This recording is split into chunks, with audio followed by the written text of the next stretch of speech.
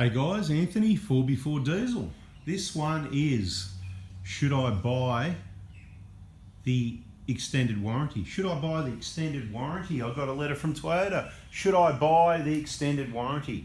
Okay, we've done a video on aftermarket warranties and stuff like that, and my position on it is stated there.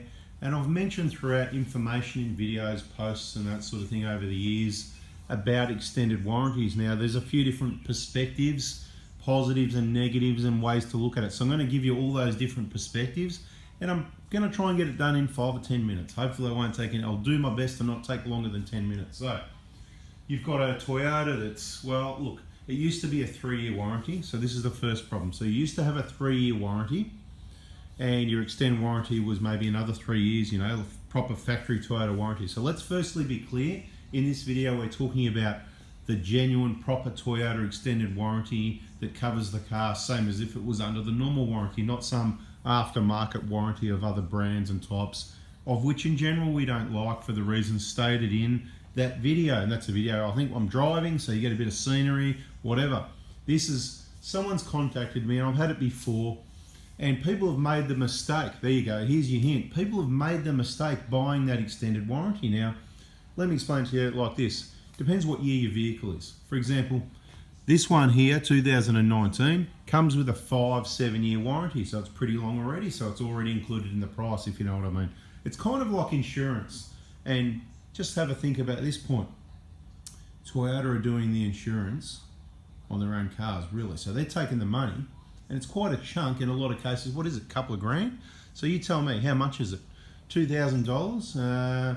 You know, if it was another make or model of vehicle, I'd say, yeah, you know, pay the 2 grand, get another 3, 4, 5 years. So it all depends what it's going to cost you and what it's going to cover and how long it's going to cover you for, right? Now, I would suggest if the warranty was a couple $100 a year, so if it was $1,000 extra for an extra 5 years, I'd say go for it anyway, because that's good value for money. If it's going to cover without a limit, okay, so limits, it's going to cover your engine, your transmission, your diffs. Are they going to try and get out of it because you've got modified suspension, tyres, bull bars? See what I mean? You've got to be careful. Now, a lot of manufacturers, they will look for reasons not to cover warranty, and so you've got no guarantee. There's no absolute guarantee you're going to get covered, even if you're wearing a Toyota jacket, you know, like kind of like that one over there. There's one over there, actually. There it is. See, there it is. Right there, Toyota jacket.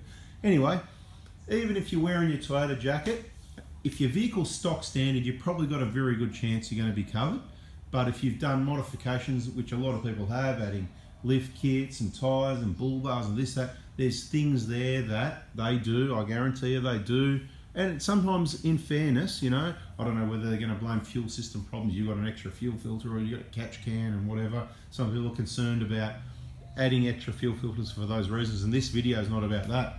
It's the long version of should you buy the warranty. Now, if the warranty was $2,000 and it was only going to give you 2 years, that's not very good value. $1,000 a year, that's a lot of money. Now, this is the way I look at it. Toyota, quality vehicle, you've paid the money for a quality vehicle. We know that out of all the new cars sold in Australia, I think it's in Australia, or is it in the world anyway, 1 in 5 is a Toyota. Did you know that? Anyway, interesting statistic. That's because the wise people of the world have worked out, and I can tell you, I can confirm from working on vehicles for decades that I still think Toyotas are the best. Now, when we say the best, there's vehicles, you know, like a brand new Lamborghini that's, you know, $1 million or whatever, you know, it's probably better in some ways, right? But, you know, we're talking overall value for money, comparable, you know, similar sort of vehicles. You know, there's crap brands, there's better brands, there's dearer brands that aren't better. You know, there's some European brands that are just crap, and they can cost you more. They might cost you more to buy, cost you more in parts. They're harder to work on. They have more problems. So anyway, it's not about that.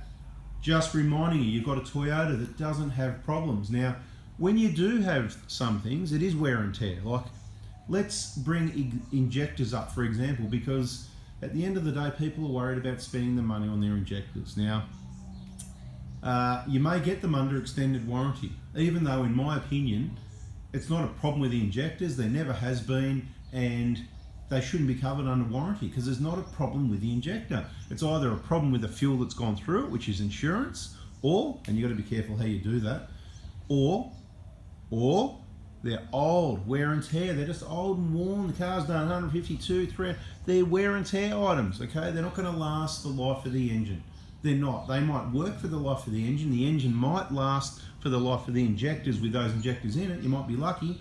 500,000 Ks, 700, a million. I had someone actually not that long ago mention to me one of his, was it his neighbour, his workmate or something? Oh, he's on 1.2 million kilometres on his 1KD. I can't remember if it's had injectors or not or whatever, but there's 1.2 million kilometres I was told about.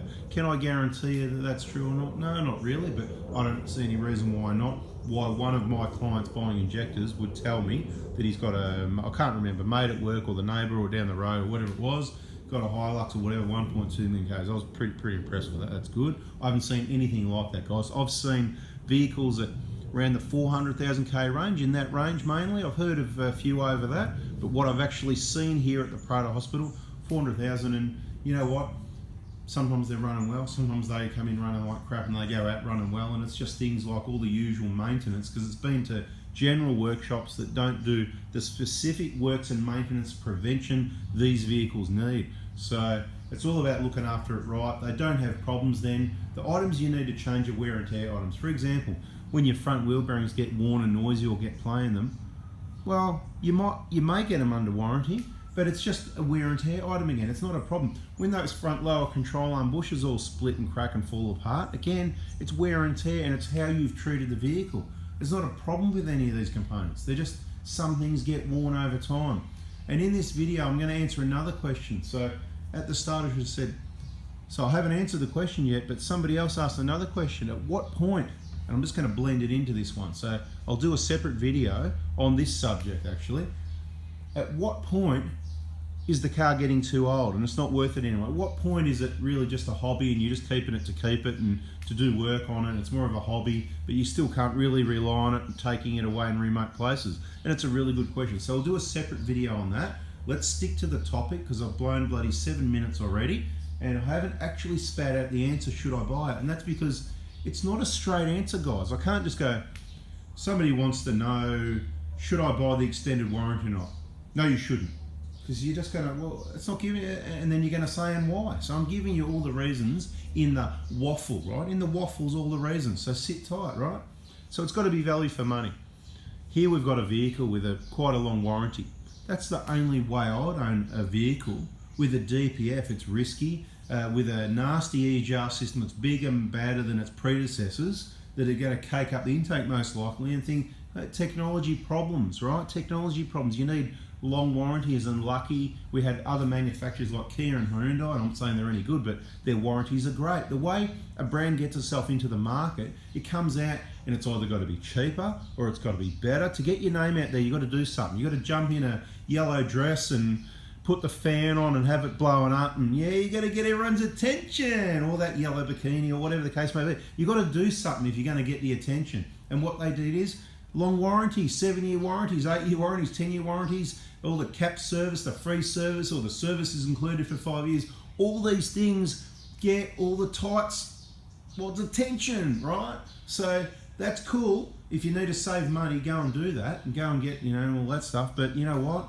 It's not a long term. Long term is a Toyota. Now, I think you're better off keeping your money to pay for the repairs, because what often happens is the things that you need covered aren't covered. Now, with a genuine Toyota warranty, it may be different. So I really need the information of how much is the warranty. So if you had an older Prado that had a 3-year warranty and they're offering you another 3 years for $2,000, I'd probably say I'd save the $2,000, because are they going to cover your injectors? Then the other problem you got is you got to take it to them. You got to take it to that Toyota dealership. Now, it all looks good to sign. Now we know Toyota Japan, manufacturing, design, quality all the way.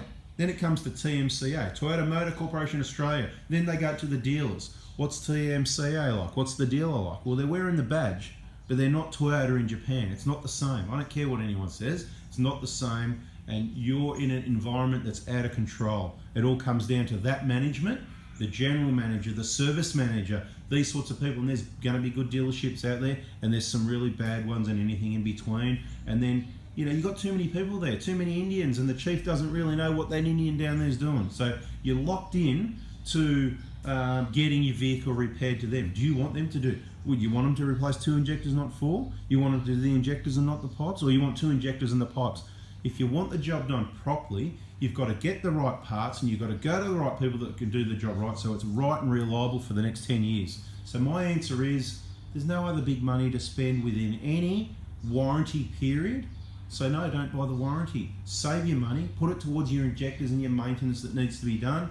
And you know what, you might spend a bit more, but at least you know it's going to be done right. See, told you I'd get it done in about 10 minutes. So no. But if you're nervous and you've got plenty of money, you can do that as well. Anyway, just buy the warranty anyway, keeps them in business, and you can do your injectors anyway. Or you can go to them, get it under warranty, and just keep your fingers crossed and hope it's done right.